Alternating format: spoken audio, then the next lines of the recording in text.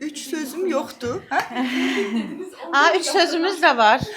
Üç dəstəkçisi, onu yerində tutan kişidir. Yox, qadındır. Kişi ona kömək eləyir. Gerçekten öncelikle onu diyeyim ki biraz belki Türk sözleri istifadə edə bilərəm. Çünkü 12 ildir Türkiye'de yaşayıram. Onun verdiği bir neyse buranı kesersiniz. Ama bunu demem lazım. Çünkü İngilizceler her Türk sözünü istifadə edir. Tam yani. normal Hani bir şeydir. Biz gerçekten. Türkiye mezunu olarak ya, onu yaşamışız. O 12 ildir işte yapacak bir şey yok. Birazcık danışabiliriz yani. Bir şey var. Ali ne olur? Modeli. Ali modeli.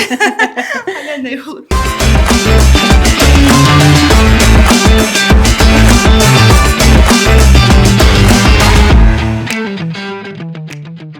Özünüzü 3 sözle ifade edin desək. Bu 3 söz. Çok düşünmem söz lazım olur? buna. Buna çok düşünmem lazım. Özümü 3 sözle ifade edeyim. Çok hayalperest. Bence çok hayalperest. Kitap okumadan panik atak yaşayan biri. Eğlenceli bence. Bu kadar yeter. Hocam sizə ilk sualımız belə olacaq. Biraz stereotipləri qırmaq üçün və məhəllə söhbətlərinə son qoymaq üçün bizdə qız uşaqlarına cehiz yığmağa xərclənən pul və enerji onların sağlamlığına sizcə xərclənirmi? Ümumiyyətlə bu cehiz məncə çox qədim bir adət-ənənədir. Yəni tüm nərdəsə o birisi millətlərə baxsaq, işte Orta Asiya millətlərində də, sonra bizdə daha çox yaygındır. Sağlamlığa xərclənirmi? Məncə xərclənmir. Çünki niyə? Biz elə fikirləşirik ki, sağlamlıq ucuz olan bir şeydir və bizə ücretsiz olması lazımdır. Yəni kimsə bu ay qaraciyəri işlədi, onu çox yaxşı toksinlərdən təmizlədi deyə kimsə ekstra para ödəmir. Buna görə fikirləşirik ki, yəni ağciyərimiz, qaraciyər olsun, işte kalbimiz olsun zaten işləməsi lazımdır və buna heç bir para ödəmədiyimiz için bizim için de sağlıq ücretsizdir. Hani bu şəkildə düşünürük ki, sağlıq ücretsiz olmalıdır. Ona görə də o cehizə verdiyimiz pulu fikirləşirik ki, yəni evin içini dolduracaq əşyalar daha önəmlidir, nəinki sağlamlığımız. Məncə yavaş-yavaş bu stereotiplər qırılmağa doğru gedir. Çünki artıq analar da övladlarını illik jinekolojik müayinələrə gətirirlər. Yəni artıq öncədən də həm bakirə qızlar ya da evlənməmiş qızlar jinekolojik müayinə gedə bilməz, jinekolojik müayinədə olamaz. Yəni getməməsi lazımdır kimi fikirlər vardı əvvəllər, amma artıq insanlar müasir dövrdə bilginin bu qədər əlçatan olduğu bir dövrdə evlənmədən öncə də bir jinekolojik check-up'a gedirlər deyə düşünürəm. Bəs cəmiyyət olaraq qadına sadəcə törəmə vasitəsi olaraq gördüyümüzü təsdiqləyirsinizmi? Yəni qadına bir baxış açısı törəmə vasitəsidirmi onun orqanizmi? İşte xoşbəxtlikdən kişilər törəyə bilmirlər. Ancaq ürəmə yetisi bizdədir. Qadın ürəmə mexanizması mıdır? Deyərdim ki, yox. Çünki zaten kişi ürəyə bilmir. Bizim başqa bir alternativimiz yoxdur. Amma ona elə baxılırmı? Bəzən bəlkə keçmişdə bəlkə tam anlamıyla elə baxılırdı. Amma müasir dövrdə sadəcə ürəmək üçün deyil. Çünki artıq qadınların da kişilər qədər yüksək vəzifələr tutduğunu ya da onların elmi araşdırmalarda eyni şəkildə iştirak etdiyini görürük. Yəni ona görə məncə bu biraz yavaş-yavaş geriyə qaldı bu mövzu. Bu mövzuda həm kişilərə, həm qədimi dövrdən gələn stereotiplərə toxunduğumuz üçün sizə 2 sualım olacaq. Okay. Sizcə kişilər bu prosesin harasındadır? Və Azərbaycan kişisi bir qadının həyatında bu prosesdə harada yer alır? Azərbaycan kişisi, indi biraz mən cəmiyyətdən 12 il dediyim kimi Türkiyədə yaşadığım için hani tam olarak deyə bilmərəm Azərbaycan kişisi harada yer alır. Ümumi olaraq Amma kişi hani o prosesdə harada yer alır bir sizcə? ailə bağlarına baxanda hələ də bizdə hani bizim bir fikrimiz var da, ancaq Avropalaşdırma, batılaşdırma deyə bir xülya ilə yaşayırıq əslində. Amma şərqin də yəni Azərbaycanlıların da çox gözəl ailə modeli var və əslində bu ailə modelinin də ən dəstəkçisi, onu yerində tutan kişidir. Yox, qadındır. Kişi ona kömək eləyir. Qadın yerində tutur, nə deyirlər? Dişi, hətta atalar sözü belə var yani. Yuvaya dişi kuş kurarmış yani. O yüzden dişi kuş yuvanı kurar ama erkek de onun korunmasında, saklanmasında rolu böyükdür məncə. O zaman növbəti sualımıza keçək. Bizdə bir beton üstündə oturma, daşın üstündə oturma deyə bir stereotip var. Sizcə corabsız gəzmək sonsuzluğa gətirərmi? İndi bu sözlər deyilsə deyərdim ki, bu nənələrimizin corab firmaları ilə nəsə bir anlaşması var. Onlar yəni bəzi deyir ki, corabları reklam eləmək üçün deyil. Əslində, yəni qadın doğumda infeksiyonların nədəni, infeksiyonun bir nədəni olması lazımdır. Yəni bu bir bakteri, bir viral bir infeksiyon olması lazımdır ki, hani bu sonuçda sonsuzluğa gətirsin, çıxarsın. Özəlliklə hani qadın doğum orqanları, qadın doğumda bizim ən ürəmə yerimiz tüplərimizdir. Çox maraqlıdır. Biz sadəcə tüpdə ürəyə bilirik yəni. Tüpdə yəni hani zigotanın oraya işte mayalama sürəcidir, ondan sonra rahimin içinə irəliləyir. Orada hani tüpdə olan infeksiyon artıq sonsuzluğa gətirib çıxarda bilir. Bunların da belirli bir etkənləri var. Hani bakterial özəlliklə infeksiyonlar. Bunun da soyuqla bir əlaqəsi yoxdur yəni. O zaman bunun bir mif olduğunu deyə bilərik. Ya, və bundan yola çıxaraq sizə bir sualım daha olacaq. Pasiyentlərdən eşitdiyiniz ən gülməli, sizə ən qəribə gələn mif hansıdır? Pasiyentlərdən, məsələn, mənim bir xəstəm vardı, 85 yaşındaydı. Hər ay ultrasona gəlirdi ki, mən yuxumda görmüşəm, mən hamiləyəm. Hər ay mənə biz dedik 85 yaşındayım və yoxdur ultrasonda heç bir şey. Yox, siz bilmirsiniz, siz başa düşmürsünüz, siz yeni həkimsiniz. O yüzden mən hani hamiləyəm, siz görə bilmirsiniz. Məsələ belə bir xəstə var idi. Ən çox yəni doğum hekayələrimiz var, bizim maraqlı doğum hekayələrimiz. Yəni özəlliklə kişilərin də qadınlara dəstək olduğu doğum hekayələri. Onlar həm duygusal hekayələrdir, həm də gerçəkdən doğum yaptırdığımız hər bir ailə bizim üçün yaxın olur. Çünki 9 ay boyunca o takip edirik, sonra doğumunu yaptırırıq. Bəzən illər keçsə də şəkillər gəlir, hani uşaqların şəkilləri gəlir və mən əvvəllər elə fikirləşirdim ki, hani ancaq uşaqları çıxış anında görürük ya da 40-ı çıxanda müayinəyə gəlir. Onda görüb fikirləşdim ki, uşaqlar hər zaman elə qalıblar. Amma görürsən ki, 3 yaşında, 10 yaşında uşaqlar var və artıq uşaqlar böyüyür. Yəni doğum anı deyil artıq və qəribə gəlirdi ki, mən məsələn 10 il əvvəlmi bunu doğurtmuşam. Bu sırada da yaşlandığımızı görürük orada. Bəs iyi bir şey olmur mu? Təbiətin qanunlarına toxunduğumuza görə sizə daha bir sualım olacaq. Təkamül bizə deyir ki, hərəkət et və mümkün qədər çox çoxal. Amma hazırki vəziyyətdə qadınların hər bir sahədə olduğunu görürük, stressli işlərdə çalışdığını da görürük. Sizcə bu bizim bədənimizə, bizim təbiətimizə ziddirmi? Çox çoxalmamaq yəni demək istəyirsiniz. Hərəkət eləməmək ziddir. Çünki 30 dəqiqədən artıq bir yerdə oturmaq metabolizmanın sürətini azaldır yəni. Ona görə hərəkət mütləq lazımdır yəni. Bu doğrudur, amma əsli müasir dövrdə nə olur? Biz hamımız oturaraq həyat tərzinə keçmişik. Hər şeyi oturaraq həll edirik. Telefonlarımızın ucunda marketindən tut taksindən evi belə elə oradan alırıq. Yəni hər şey telefonla həll olunur artıq. Yəni bizim bir yerə getməmizə, bir şeylər, yəni fərqli yollar deneməmizə gərək qalmır. Biz oturaq həyatını keçmişik. Bunun üçün artıq başqa bir hərəkətə keçmək üçün ancaq spor salonuna getməkdən əlavə hər gün işte 10.000 adım atın dediyimiz şey mütləq eləməmiz lazımdır bu arada. Yaşamla bağdaşmayan xəstəliklər var. Bu xəstəliklərdəki öncədən məsələn indi biz ultrasonda görə bilirik onlar yaşama bağdaşmayan xəstəlikləri ya da elə genetik xəstəliklər var ki, onlar da yaşama bağdaşmır. Onları görüb vaxtında tədbir görə bilirik. Bu onun genetikasını dəyişdirməklə deyil. Sadəcə vaxtında görüb gəbəlik sonlandırmasını təklif eləyə bilirik xəstələrə. Amma digər zamanlarda, yəni əslində biz son 200 ilə baxdıqda 200 ildə bu qədər inkişaf eləmişik. Yəni bizim antibiotin kəşfindən tut, sonra vaksinlər, hamısı bu son 200 ilin işidir. Yəni son 200 ildə bu qədər biz inkişaf eləmişik və çox çoxalmaqla razı deyiləm. Çünki bir qadının 10 uşağa baxması müasir dövrdə zaten mümkün olan bir şey deyil. Çünki artıq qadınlar da kişilər qədər eyni sahədə işləməyə başlayıblar, işləyirlər artıq. O yüzden də bu yükü qadının üzərinə yıxmaq da düzgün deyil. O yüzden çox çoxalmaqdan ziyadə sağlıqlı bireylər cəmiyyətə qazandırmaq lazımdır. Təkamül bizə deyir ki, hərəkət et və mümkün qədər çox çoxal. Amma müasir qadın mədəniyyətin hər yerindədir, hər sahədə çalışır.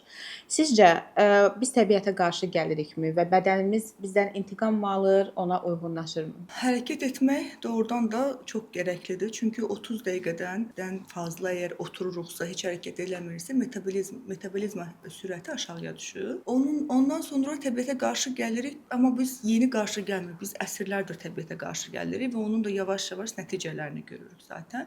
Və təbiətə qarşı gəlməmiz sadəcə müəyyən balıq növlərinin ya da müəyyən heyvan növlərinin nəslin kəsilməsi deyil. Bunun içərisində karbon ayak izi var. Bunun içərisində ormanların, meşələrin yaşıllıqların azaldılması var. Bunun içərisində sənaye şəhərləri olan çox böyük sənaye şəhərlərində hava kirliliyinin insan sağlamlığına zərər verəcək düzeydə olması da var. Artıq yəni bu zərərləri görürük zaten biz. Amma eyni zamanda bu qədər böyük zərərlər son 200 ildə daha fazla görməyə başlayırıq. Hansı ki, qida ilə ilgili besin dəyərləri daha düşük qidalarla bəslənmək, daha çox karbonhidrat ağırlıqlı bəslənmək və də genetik dəyişdirilmiş qidalarla bəslənmək amma bizim qarşımıza müxtəlif xəstəliklərin, xronik xəstəliklərin artması ilə çıxır.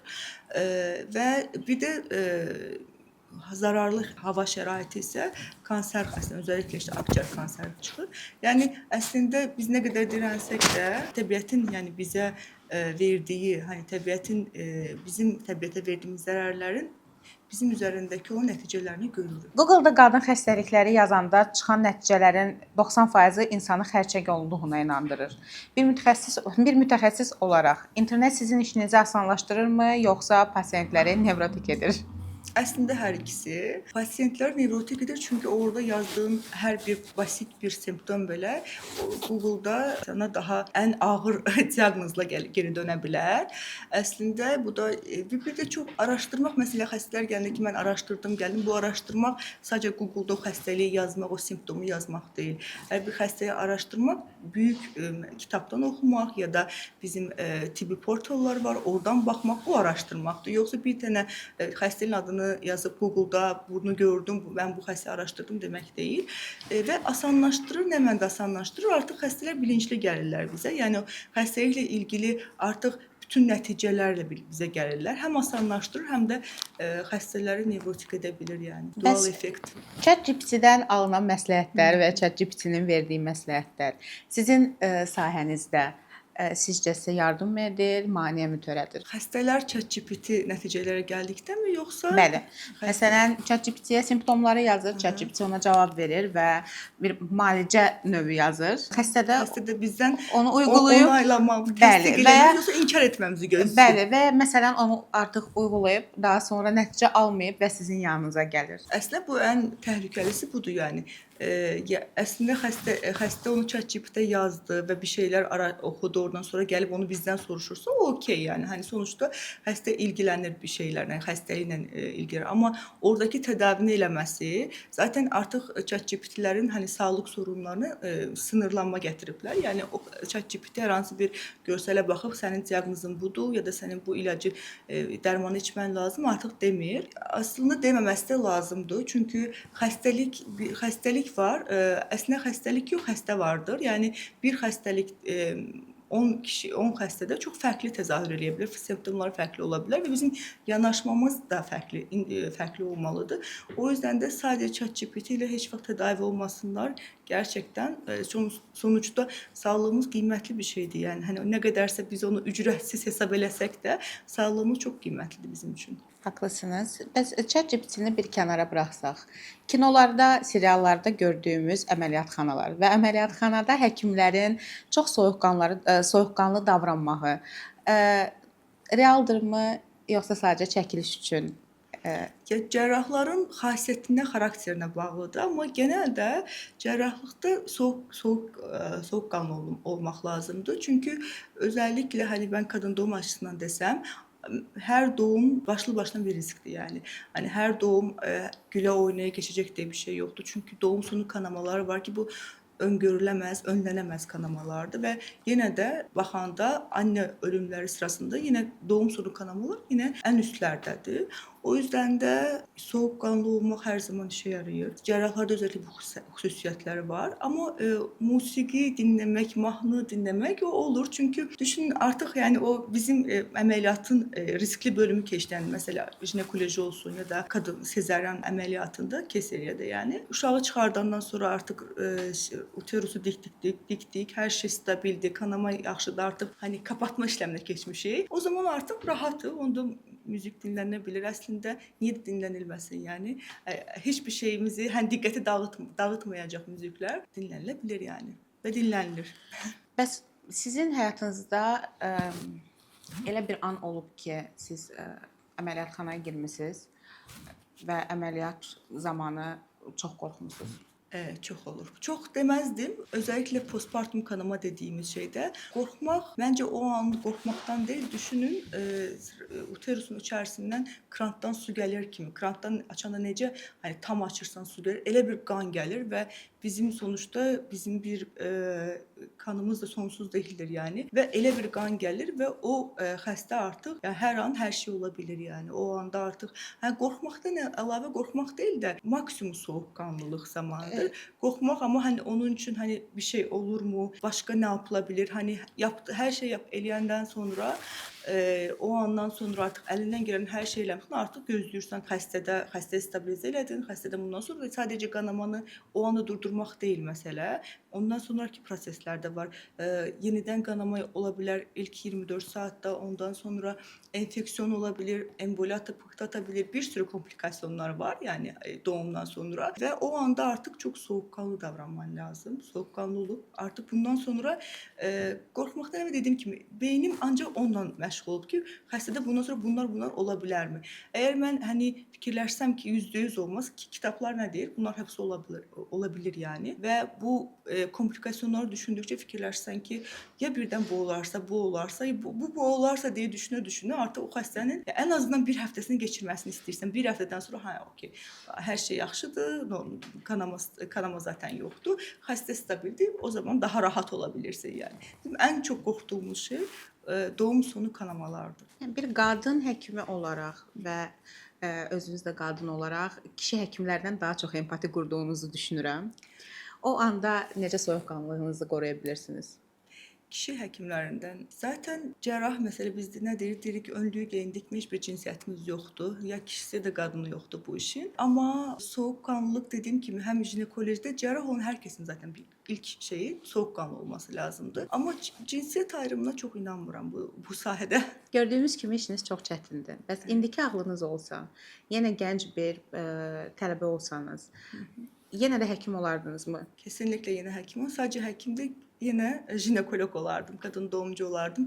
Hani bəlkə daha fərqli təhsil müəssisələrinə təhsilimi alardım, amma daha yüksək səviyyədə təhsilimi alardım. Məsələn, sizin yanınıza gənc bir qız gəlir və sizdən məsləhət alır. Siz ona get həkimlik oxu və ya başını burax, çox stresslidir, çox çətindir. Bir IT sahəsinə yönəl məsələn deyərsiniz. Yəni sadəcə ginekoloji açıdan deyəcəm. Məsələn, mənə asistanlar bəzən yazırlar ki, qadın doğumu asistanlar hani deyil də universitetdə oxuyanlar qadın doğumu seçmək istəyirəm.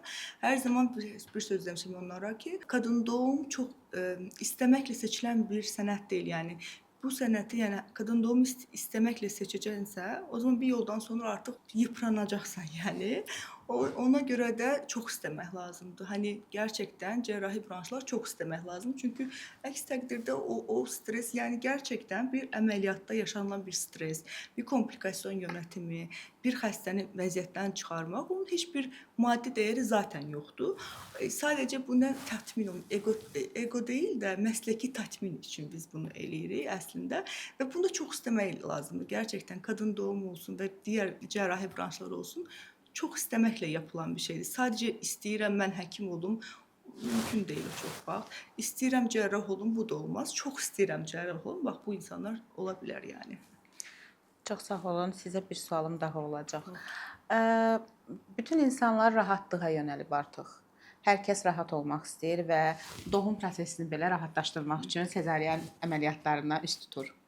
Sizcə çox ehtiyac olmadan, çox zərurət olmadan əməliyyat qadın sağlığı üçün məsləhətlidirmi?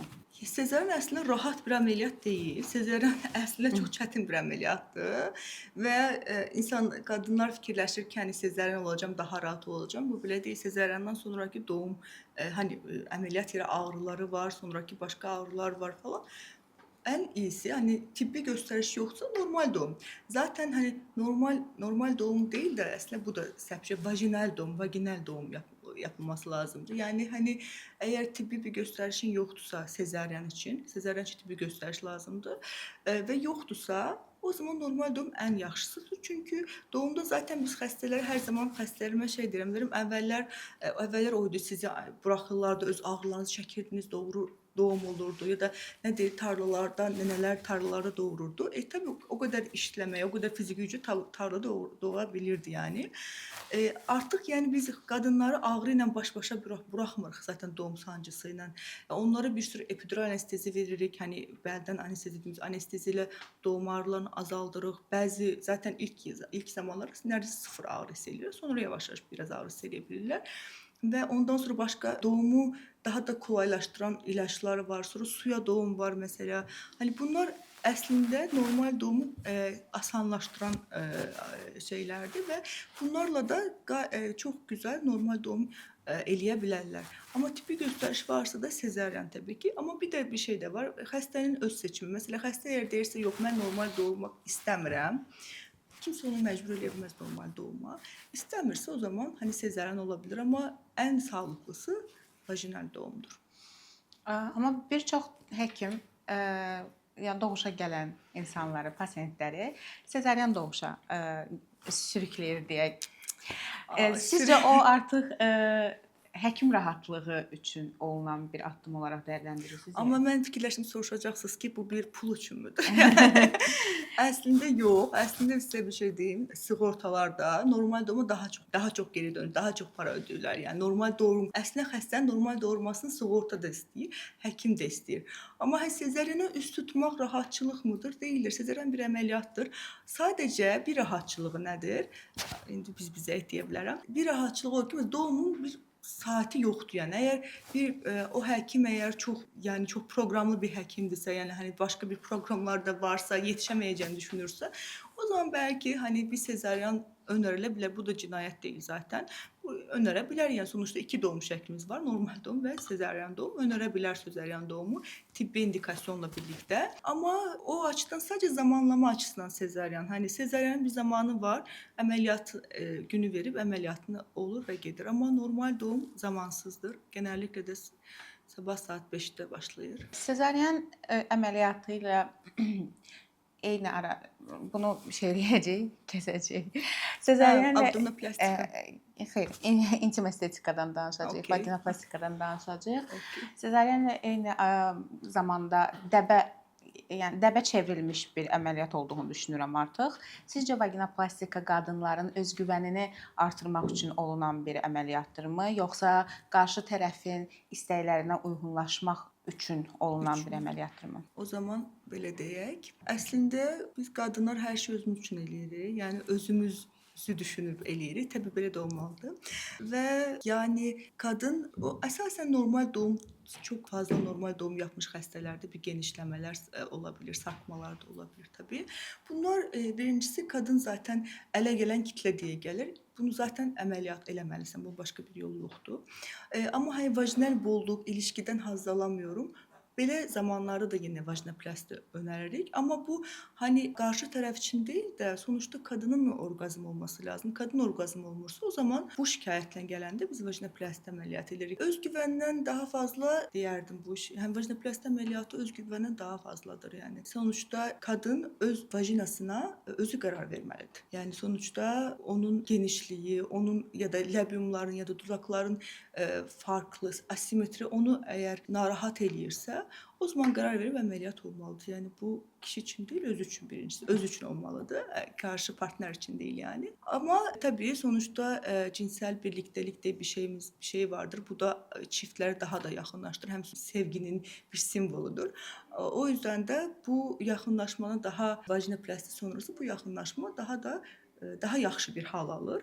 Bu da münasibətin daha yaxşı gedəcəyinə dəlalət edir. Bəs sizcə qadınlar menopauza dönəmini niyə qadınlığın sonu olaraq görürlər? Çünki bizə hep öyle gösterdiler.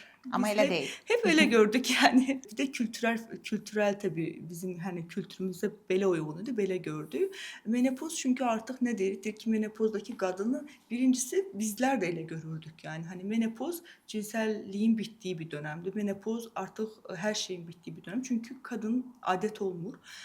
Amma artıq elə deyil. Yəni bioiştihari hormon dediyimiz hormonlar var. Artıq biz menopozumuzda daha rahat yaşaya bilirik və əgər libido eksikliyi varsa, cinsel istek eksikliyi varsa bu qadınlarda onların da tədavisini eləyirik. O yüzden də artıq o bəlkə də 1992 qaliba net hatırlamıyorum ama hani bu menopozdan kullanılan hani istifadə edilən hormonların kalp damar hastalıklarına ya da pıhtı atmasına sebep olduğunu gösteren bir çalışma çıktı. Ondan sonra artık kadınlar da geri çekildi. Kimse hormon kullanmak istemedi. Ama artık bu olaylarda çözdük. Bundan sonra son zamanlarda zaten o black box dediğimiz dermanların içerisinde qara qutu dediğimiz hormonların içerisinde black box da kaldırıldı. Artık çok rahat xəstənin simptomlarına baxaraq artıq hormon tedavisi verə bilirik. Bu hormon tedavisindən sonra da zaten xəstələrin həyat keyfiyyətləri çox yüksəlir. Yəni menopozdakı bitkinlik, yorğunluq, ateş basmalar, sıcaq basmalar, cinsel isteksizlik artıq olmur yəni. Yəni ikinci bahar yaşaya bilirlər. Eynən, mən də o sual verəcəydim ki, bir qadın ikinci baharını həkim köməyi ilə yaşaya bilər deyirsiniz. Yaşaya bilər. Əgər istəyirsə təbii. Xəstələrə hər zaman şey deyirəm, bu tədavi var, belə bir tədavi eləyirik. Bu məsələ əməliyyatı önərirəm, amma bu sizin istəyinizə bağlı, siz eləməlisiniz. Kimsə məcbur ilac verəməz sonuçta. Bəs deyirlər ki, menopozdan sonra müəyyən xəstəliklər yaranır. Bu doğrudur, yoxsa yenə bir inancdırmı? Yəni çünki məsələn deyirlər ki, o bitəndən sonra işte təzyiq yarana bilər, şəkər xəstəliyi yarana bilər. Bu bir inancdır, yoxsa həqiqətən var? Birincisi evet yaranabilir. Çünkü niye? Çünkü biz kadınlar estrojen dominantlı bir yani bizim menopoza kadar estrojenimiz bizi koruyor kalp damar hastalıklarından. Bize hani evet kalp damar hastalıklarını koruyor ama menopozdan sonra artık kişilerle kadınları hani menopoz zamanından sonra aynı yaşta olan kişilerle kadınların kalp damar hastalığı ölme oranı artık eşitlenir. Önceden kişiler daha fazla yani mesela 50 yaşından 55 yaşında menopoz yaşı mesela Türkiye'de 51 yaştı. 50 yaşa götürsek 50 yaşından önce kadınların kalp damar xəstəliyinə ölmə ehtimali kişilərə görə az idi. Amma indi daha hani menopozdan sonra kişilərlə qadınlar eyniləşir kalp damar xəstəlikləri yaranma. Yəni ölüm oranları daha da eyniləşirlər. O doğrudur. Onun da ve bir de menopozdan sonra özellikle bu isti basmaları çok olan xəstəliklər, çok olan insanlarda Alzheimer hastalığını da daha fazla görmeye başlayırıq. Yani o artık bunlar bizi bir daha düşündürdü ki hormon verelim. Xəstələrdə hormon tedavisini daha da hani yolunu açalım ki artık xəstələr bu kadar xəstəliklərin yani menopozdan sonra xəstəlik insidansı artmasın diye. Ama şekerdir, daha çok bu obez xəstələr, kilolu xəstələr daha fazla olur.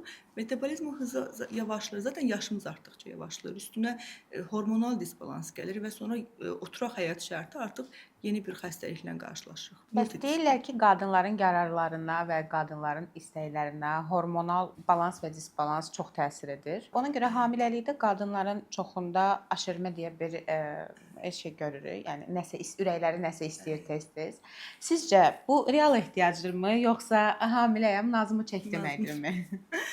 Yani ne deyirdi? Deyirdi ki ye ekşiyi doğur Ayşe'yi, ye tatlıyı doğur Hakkı'yı. Belə değil mi? Belə değil ama. Tam belə değil yani. Ama gerçekten çünkü hamilelikte progesteron, estrojen, BTC hani hamileliğin əsas hormonları artır. Bu hormonal artması düşünün hiçbir zaman bu hormonla karşılaşmayan bir kadın bədəni birdən-birə bu hormonlar yüksəlməyə başlayır və onların da effektlərini görürük. Necə görürük? Məsələn, beyində dad mərkəzimiz var, qoxu mərkəzimiz var. Onların duyarlılığı artır. Məsələn, bəzi xəstələr deyirlər ki, məsələn, doktor hanım bu kokuya qarşı heç məsələn bu parfümü heç sevmiyorum diyor. Çünkü hamilelikte bayağı midesi bulanır. O kokudan artıq midesi. Çünkü niye? Dad və qoxu mərkəzləri həssas olur. Bu dönemde de bu da hormonların sayesinde olur. Bu aşerme de hormonların sayesinde olur ama aşermeni bazen çok abartmamak lazımdır. Biraz da işte çok su içmemekti. Ondan sonra daha fazla mesela tuzlu, tatlı çok daha fazla yemek de bu aşermeni tetikleyebilir. Aşerme var ama %100 tedavisi nədir? Onu bilmirik yəni. Və son olaraq sizdən bir məsləhət istəsək, hər qadının çantasında mütləq ki olmalıdır dediyiniz əşya və ya dərman. Dərman olmasın. Mutlaka olması gereken əşya, məncə hər qadın bir dənə kitab daşımalıdır. Başqa kitab və bir də güzgü. Güzgü özünə baxsın həmən. Bəncə hər qadın hər dəfə bu şey gibi bizim adət döngümüz kimi məsələ yumurtladıqmı, yumurtlamadıqmı, daha mı mesela işte lüteel faza girdik, foliküler faza girdik. O fazlara ön kitaplar daşısın. Mesela bizim bilirsiniz ki adet döngüsünün fazlarına göre hormonal dalgalanmalarımız farklıdır.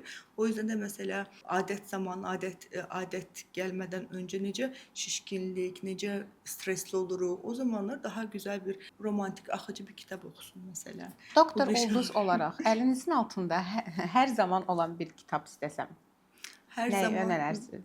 ben her zaman bir kitap okumuram. Şöyle En sevdiğiniz en kitap sevdiğim olsa? kitap. En sevdiğim kitap çok meraklıdır. Biraz düşünmem lazım. Çünkü çok sevdiğim Yəni çox kitaplar var. oxuduğunuz üçün bəlli ki, Çok sevdiğim kitap. Son zamanlarda okuduğum kitaptan biri Körlük. Çok etkilenmiştim. İnanılmaz güzel bir kitaptı bence. Okunması gereken. Bir de en çok son zamanlarda okuduğum kitaplardan klasik Madame Bovary işte bunlar zaten klasik. Zaten herkesin etkilendiği kitaplar. Ama bir de modern yazıcılar var. Mesela Kate Thomas Uyanış diye bir kitabı var. İnanılmaz güzel bir kitaptı. İnanılmaz yani gerçekten ve orada bir söz var. Deyir əslində biz neçə min illər öncə yaşayan bir insanlarla eyni duyguya sahip olabilirik. Çünkü nöronlarımız görünmez bağlarla birbirine bağlıdır. Çok mutlaka bence okunması gereken bir kitaptı ve bilmirəm ve bu biraz nörobilim çok farklı bir alandı yani. Hani bir jinekolog olarak nörobilimle ilgilenmek de zor ama nörobilim alanına biraz yakın bir kitap bu. O yüzden de bu kitabı da çok sevmiştim yani. Son da şimdi neyim var? Burada bir tane de kitabım var. Şimdi Homo Sapiens okuyorum. O da herkesin bildiği kitaptı yani. məsləhətiniz üçün bizə qatdığınız dəyər üçün çox təşəkkür edirik. Çox sağ olun. Teşekkür ederim.